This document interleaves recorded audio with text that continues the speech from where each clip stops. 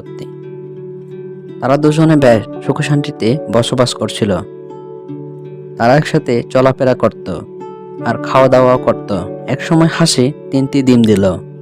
এতে তারা অনেক খুশি হলো। জানো, আমার অনেক খুশি লাগছে। আমারও অনেক খুশি লাগছে। আমাদের 3টি ছানা হবে। আমাদের পরিবারটা কি সুন্দর হবে, তাই না? আমরা তাদের অনেক যত্ন নিব, আদর করব, কিভাবে মাছ ধরতে হবে, সাঁতার কাটতে হবে শিখিয়ে দিব। হাসি তার ডিমগুলোকে তা দিচ্ছিল। অন্যদিকে হাসা দূরের একটি জলাশয়ে মাছ ধরতে গেল আর সে মাছ ধরছিল। এমন সময় বনের পাশ দিয়ে একটি বাঘ হেঁটে যাচ্ছিল। ও বাঘ ভাই, এভাবে হেলে দুলে কই যাচ্ছ? কোথায় আর যাব? দুদিন ধরে কোনো শিকার করতে পারিনি, গায়ে আর শক্তিও নেই, আর অনেক ক্ষুধাও লেগেছে। আমি তো আর ঘাস পাতা খাই না। আমার শিকার হরিণ, মহিষ এসব। আমি কি তোমার সাহায্য করতে পারি? আমার কোনো সাহায্য চাই না। আমার খুব খিদে পেয়েছে। আমি তোমাকে কিছু মাছ ধরে এনে দিচ্ছি, সেগুলো তুমি খাও। মাছ তো আমি কখনো খাইনি। আমি তো আবার মাছ ধরতেও পারি না। ঠিক আছে, দাও, আমি খাই। তারপর হাসা মাছ ধরে বাঘকে খেতে দিল। বাঘ সে মাছগুলো ঘপ ঘপ করে খেয়ে নিল। ধন্যবাদ বন্ধু, আমাকে যে উপকার করেছো তা আমি কখনো ভুলবো না। তুমি খুব ভালো। আমিও তোমার বিপদে আপদে সাহায্য করব। এবার তাহলে আসি বন্ধু। এ বলে বাঘটি সেখান থেকে চলে যায়। দেখো আমাদের কি সুন্দর ফুটফুটে ছানা হয়েছে। আজ আমি সারাদিন তাদের সাথে থাকবো। তুমি ওদের জন্য কিছু খাবার জোগাড় করে আনো।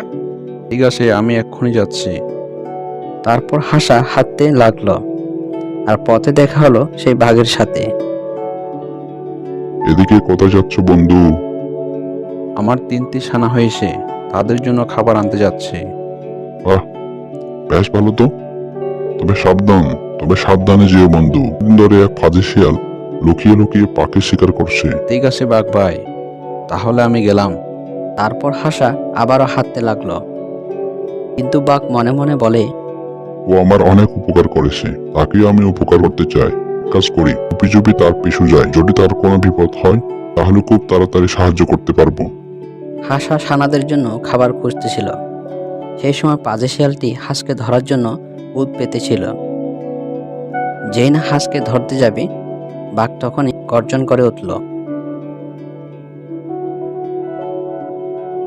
আর শিয়ালটি ভয়ে সেখান থেকে পালিয়ে গেল। ধন্যবাদ বন্ধু, তুমি আমাকে বাঁচিয়েছো।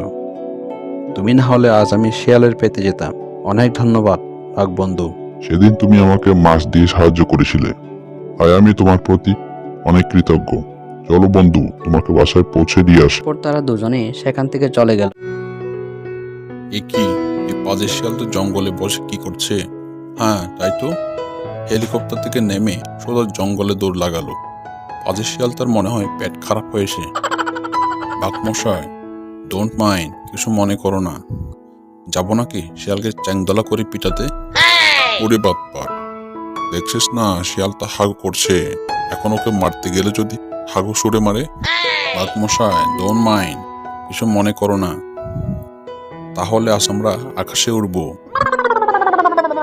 আরে গাদার বাচ্চা গাদা, তোর কি পাখির মতো দানা আসে নাকি? মাথাটা মনে হয় গেছে। আমি গাদা হলে তুমি বলদ গাদা। আমরা কি দানা দিয়ে উড়বো নাকি? দেখছো না সামনে হেলিকপ্টার, সেটা দিয়ে উড়বো। সেটা আগে বলবে তো, কিন্তু আমি চালাতে পারি না। তোকে চালাতে দিব না। তাহলে চালাবে কি করে? আমাকে কি পাইলট মনে হয় না? আমি একসময় ফ্লাইং অফিসার ছিলাম। ফ্লাইং আমি অত শত বুঝি না। চলো যাই তাড়াতাড়ি।